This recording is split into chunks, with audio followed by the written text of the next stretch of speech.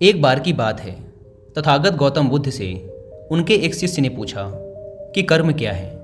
यह सुन गौतम बुद्ध मुस्कुराए और उन्होंने जवाब दिया, कर्म को समझाने के लिए मैं तुम्हें एक कहानी सुनाता हूँ। इस कहानी को सुनने के बाद तुम सभी यह समझ जाओगे कि कर्म क्या है। गौतम बुद्ध ने कहानी सुनानी शुरू की कि एक राज्य में एक राजा राज करता था। एक बार वह अपने मंत्री के साथ देश का भ्रमण करने निकला। भ्रमण करते करते राजा और मंत्री एक बाजार में पहुंच गए। उस बाजार में राजा का ध्यान एक दुकानदार के ऊपर गया। उस दुकानदार को देखते ही राजा के मन में ना जाने क्यों यह विचार आया कि मैं इस दुकानदार को कल फांसी की सज़ा दे दूं। यह बात राजा ने अपने मंत्री को बताई। मंत्री कुछ बोले कि उससे पहले ही राजा उस दुकानदार के दुकान के सामने से आगे निकल चुके थे और दूसरी बातें करने लगे। मंत्री बहुत ही चिंतित हो गया। वह यह बात समझ नहीं पा रहा था कि आखिर दुकानदार की गलती क्या है। दुकानदार से बिना कुछ बात किए, बिना कुछ सोचे समझे महाराज ऐसा फैसला लेने के बारे में क्यों सोच रहे हैं। राजा और मंत्री भ्रमण करने के बाद राजमहल वापस चले गए, लेकिन मंत्री को रात भर नींद नहीं आई। सुबह जागने के बाद मंत्री एक साधारण प्रजा का रूप बनाकर उस दुकानदार के पास गया और उस दुकानदार से पूछा, तुम बेचते क्या हो? दुकानदार ने जवाब दिया, मैं चंदन की लकड़ियाँ बेचता हूँ। फिर मंत्री ने आसपास के लोगों से दुकानदार के बारे में पूछना शुरू किया। सबने जवाब दिया कि दुकानदार किसी से बोलता नहीं, हमेशा दुखी रहता है। मंत्री को बात समझ में आ गई। वह मंत्री फिर वापस दुकानदार के पास गया और उस दुकानदार से पूछा, तुम दुखी क्यों रहते हो? दुकानदार ने बताया, मैं दुखी इसलिए रहता हूँ क्योंकि मेरे दुकान पर लोग आते हैं, चंदन की लकड़ियाँ सूंघते हैं और बोलते हैं बहुत ही सुंदर हैं, बहुत ही अच्छी महक है, लेकिन कोई खरीदता नहीं, इसलिए मैं बहुत दुखी रहता हूँ। मंत्री को भी दुकानदार की बात सुनकर दुख हुआ। उसने सोचा कि आखिर कोई भी दुकानदार दुखी क्यों ना हो अगर उसके दुकान का कोई भी सामान खरीदा ना जाए, जबकि सामान में कोई कमी ना हो। मंत्री सोचने लगा कि यह दुकानदार अपने दुखों की वजह से इतना दुखी रहता है, परंतु राजा इस दुकानदार को फांसी पर क्यों लटकाना चाहते हैं। अर्थात राजा के मन में आए हुए विचार का उत्तर अभी तक मंत्री को नहीं मिला था।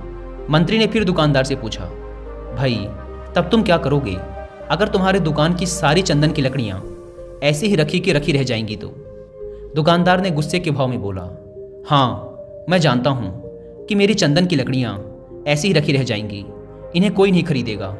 इसीलिए तो मैं सोचता हूँ कि हमारे देश का राजा जल्दी से जल्दी मर जाए।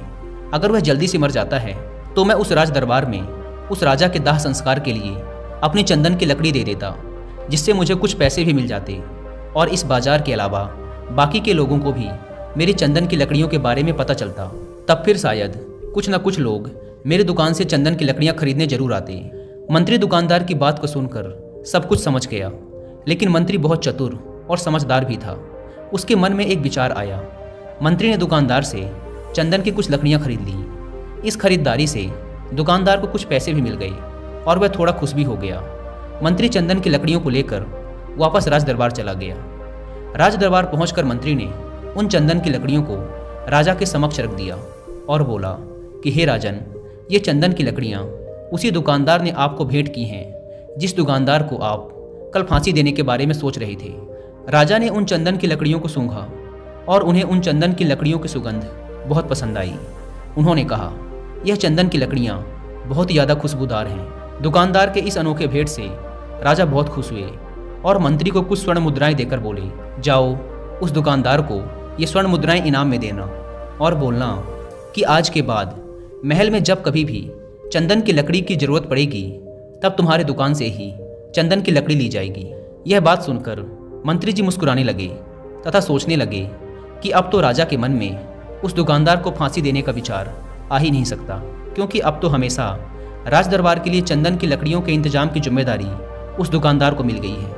मंत्री स्वर्ण मुद्राओं को लेकर वापस दुकानदार की तरफ चल पड़ा। इधर राजा इस विचार में पड़ गए कि वह दुकानदार तो बड़ा ही अच्छा इंसान है। जिस वक्त मैं उसके बारे में यह सोच रहा था कि मैं इसको कल फांसी दे दूं, तब शायद उसके मन में उस समय यह विचार चल रहा था कि राजन पहली बार मेरे दुकान के सामने आए हैं, क्यों ना मैं उनको अपनी सुंदर और खुशबूदार लकड़ियों को भेंट करूं। और आज उसने मुझे भेंट भी किया। बेवजह ही मैं उसको फांसी देने के बारे में सोच रहा था। इधर मंत्री दुकानदार के पास पहुंच गया। मंत्री ने राजा के द्वारा दी गई स्वर्ण मुद्राओं को दुकानदार को देते हुए कहा कि जिन चंदन की लकड़ियों को कल मैं खरीद कर ले गया था, उन चंदन की लकड़ियों को राजा ने बहुत पसंद किया और इनाम के तौर पर तुम्हारे लिए यह स्वर्ण मुद्राएं भिजवाई हैं। यह सुन दुकानदार बहुत खुश हुआ। साथ ही साथ मंत्री ने उस दुकानदार को यह भी बताया कि अब आज के बाद राज दरबार में जब कभी भी चंदन की लकड़ियों की ज़रूरत पड़ेगी तो सारी चंदन की लकड़ियाँ तुम्हारी दुकान से ली जाएंगी। दुकानदार मंत्री की बात सुनकर बहुत ही खुश हो गया। मंत्री ने दुकानदार से पूछा, क्यों भाई, तुम तो राजा के बारे में इतना बुरा भला सोचते थे, लेकिन देखो राजा तुम्हारी कितनी चिंता करते हैं। राजा कितने अच्छे हैं। राजा अपनी प्रजा के बारे में कभी भी गलत नहीं सोचते। दुकानदार मंत्री की बात से सहमत हो गया और बहुत दुखी होकर राजा के प्रति अपने बुरे विचार पर पश्चाताप करने लगा। दुकानदार मंत्री से बोला, मैं कितना गलत सोचता था राजा के बारे में। राजा तो बड़े ही अच्छे हैं, बड़े ही भले राजा हैं। भगवान करे कि राजा की बहुत ही लंबी आयु हो। यह बात सुनकर मंत्री भी बहुत खुश हुआ। फिर मंत्री वहाँ से वापस राज दरबार को चला गया और यहीं पर तथागत गौतम बुद्ध ने इस कहानी को समाप्त करते हुए अपने शिष्यों से पूछा कि अब आप ही लोग बताओ कि कर्म क्या है। किसी शिष्य ने कहा, कर्म बोले हुए शब्द हैं। किसी शिष्य ने कहा, कर्म वाणी है। तो किसी ने कहा, कर्म सोच है। तो किसी ने कहा, कर्म भावना है, वगैरह वगैरह। अपने सारे शिष्यों के जवाब सुनने के बाद महात्मा गौतम बुद्ध ने कहा कि इंसान के विचार ही उसके कर्म हैं। हमारे विचार जैसे रहेंगे हम वैसे ही कर्म करेंगे और उन्हीं विचारों के द्वारा किए हुए कर्म हमारे सुख और दुख के लिए उत्तरदायी होते हैं। अर्थात अगर हमारे विचार ही गलत हैं तो हमारे द्वारा किए हुए कर्म भी गलत ही होंगे और उनका परिणाम भी गलत ही निकलेगा, जिसके परिणाम स्वरूप हम दुखी रहेंगे। अगर हमारे विचार सही रहेंगे तो हम सही कर्म करेंगे। सही कर्म करेंगे तो फिर सही फल मिलेगा, जिससे हमारे जीवन में सुख आता है। दोस्तों, अगर आप कर्म के बारे में और डिटेल से जानना चाहते हैं तो आप सबको सद्गुरु जग्गी वासुदेव के द्वारा लिखी एक किताब जरूर पढ़नी चाहिए, जिसका नाम है कर्मा बाय सद्गुरु। इस किताब में सद्गुरु ने कर्म और उसका हमारे जीवन पर पड़ने वाले प्रभावों के बारे में तो विस्तार से समझाया ही है, साथ ही उन्होंने कर्म के बारे में सालों से चले आ रहे कुछ गलत भ्रमों को भी तोड़ा है। यह किताब आपको कर्म के बारे में एक बिल्कुल ही नया नज़रिया प्रदान करेगी। इसीलिए आप सबको एक बार इस किताब को जरूर पढ़ना चाहिए।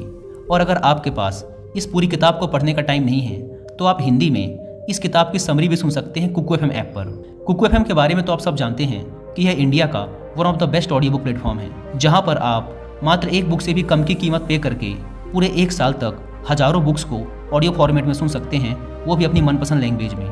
नॉर्मली इस प्लेटफॉर्म के एक साल का सब्सक्रिप्शन पड़ता है 399 रुपीज़ का, लेकिन अगर आप यूज़ करते हैं कूपन कोड WI50 तो पहले 250 लोगों को मिलेगा 50% का डिस्काउंट और सिर्फ 199 रुपीज़ में पूरे एक साल तक हजारों ऑडियो बुक्स और सैकड़ों कोर्सेज का एक्सेस।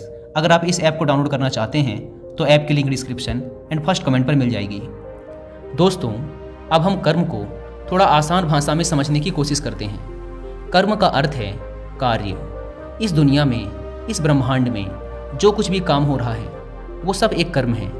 असल में देखा जाए तो कर्म क्रिया और प्रतिक्रिया के साधारण से सिद्धांत को फॉलो करता है। हम जो भी कार्य करते हैं वो एक कर्म है और फिर क्रिया और प्रतिक्रिया के सिद्धांत के अनुसार हर कर्म का एक परिणाम भी होता है। जैसे कांच के गिलास को फेंकना एक कर्म है और उसका टूट जाना उसका परिणाम।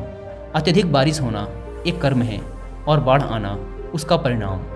असल में परिणाम हमारे हित में होगा या अहित में, ये पूरी तरीके से हमारे द्वारा किए गए कार्य पर निर्भर करता है। ज़्यादातर लोग ये सोचते हैं कि ऊपर आसमान में कोई बैठा है जो निर्णय लेता है कि किसके जीवन में सुख देना है और किसके जीवन में दुख, जबकि असल में हमारे कर्म और फिर उनके द्वारा मिलने वाले परिणाम ही हमारे सुख और दुख को निर्धारित करते हैं। इसीलिए हमारी भारतीय परंपरा में ये कहा जाता है कि आप अपने भाग्य के निर्माता स्वयं हैं। असल में कर्म का परिणाम ही भाग्य है और हमें कैसे कर्म करने हैं ये पूरी तरीके से हमारे हाथ में होता है।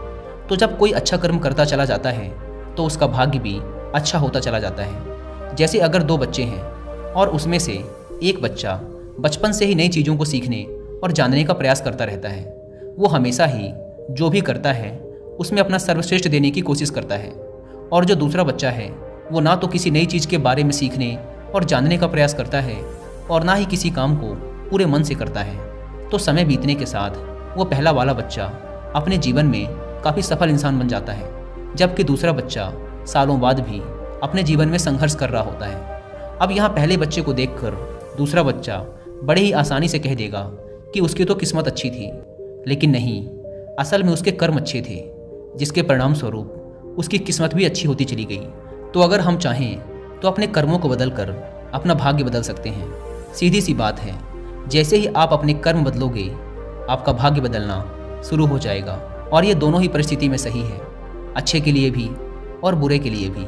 लेकिन असल में कोई इंसान कैसे कर्म करता है, ये मुख्य रूप से उसके माता पिता, परिवार, समाज और आसपास के माहौल पर भी निर्भर करता है।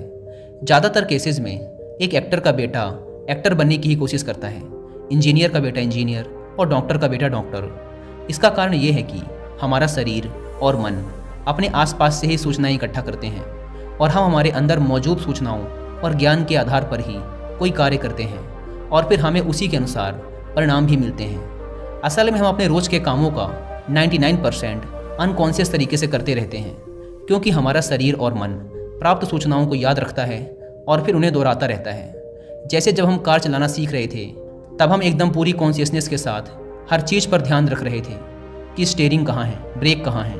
लेकिन कुछ समय बाद हम बात करते हुए या कुछ भी सोचते हुए बड़ी आसानी से कार चला पाते हैं, क्योंकि अब हमारे अंदर कार चलाने की प्रोग्रामिंग हो चुकी है और हम लगभग अपने सारे काम अब इसी तरीके से करते हैं, बिना किसी जागरूकता के। बस वो काम होते चले जाते हैं, क्योंकि हमारे काम बिना किसी जागरूकता के हो रहे हैं। इसीलिए हमें लगता है कि हमें कोई चला रहा है, कोई अदृश्य शक्ति, जबकि असल में हमारे कर्म ही अब हमारी आदत बन चुके हैं। अगर हम अपने ज़्यादातर काम जागरूक होकर करने लगे तो पाएंगे कि हमारा भाग्य हमारे ही हाथ में है, क्योंकि जागरूकता की वजह से हमारे कर्मों पर हमारा पूरा नियंत्रण हो जाता है। जैसा कि ऊपर की कहानी में गौतम बुद्ध ने कहा था कि हमारे विचार ही हमारे कर्म हैं, और जागरूकता की अवस्था में हमारे विचारों पर पूरा नियंत्रण हो जाता है। विचारों के नियंत्रण से हम कर्म में नियंत्रण हासिल कर लेते हैं, और फिर जब हमारे कर्म हमारे हिसाब से होंगे तो उनका परिणाम भी उसी के अनुरूप ही होगा। इसीलिए गौतम बुद्ध ने चित्त के नियंत्रण पर जोर दिया है कि जब किसी इंसान का चित्त ही शुद्ध हो जाएगा तो उसके मन में बुरे विचार ही कैसे आएंगे और फिर वो बुरे कर्म ही कैसे करेगा। इसीलिए गौतम बुद्ध का पूरा ज्ञान चित्त की शुद्धता पर जोर देता है।